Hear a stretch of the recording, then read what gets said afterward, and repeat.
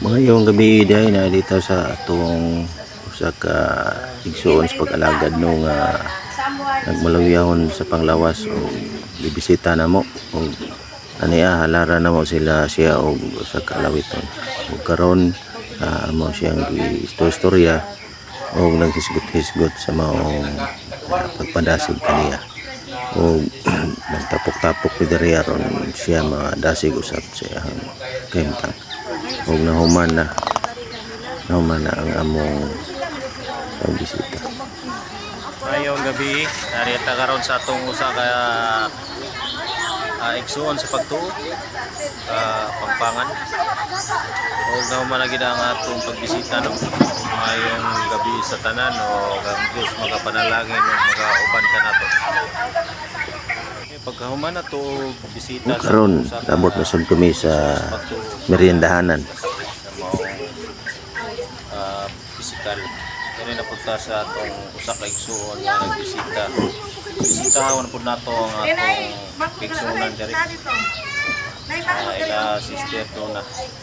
Nato mga kaigsuonan karon nagandam na silang maong programa sa ilang programa karon kay nibisita usab kami sa maong wala ato mga kaigsuonan. Sister, ano sa may istorya ni mo sister sa Ako may istorya brother, wala no comment lang sa bisita ta sa usa nato kaigsuonan. kaon ko ice cream.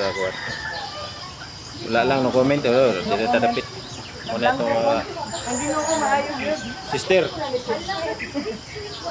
Busy kay sila no atong interview ning mga karon na human naman tong bisita nato sa Pikas dili na punta. Unsay may istorya nimo?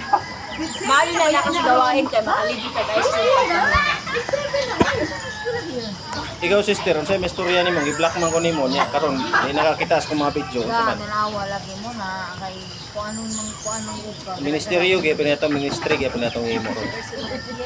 Okay ra ko mo block ka What you say sister. brother in our ministry we visit Sunggot atong ilong ani brother. everything's okay. How about you mother? Speech. Wa ko may istorya na to kay ko adre kaon ko ice cream. Wala lang. Brother, ikaw Awa lang sa may istorya nimo karon. Gutom ka. O karon mo na pinaka kulba hinam kay mukaon ta ning bugnaw-bugnaw nga pagkaon. O karon na nagid ang amo ang ginapaabot nga ice cream. Inyong pagsubaybay o pagkalaw maayong gabi. God bless.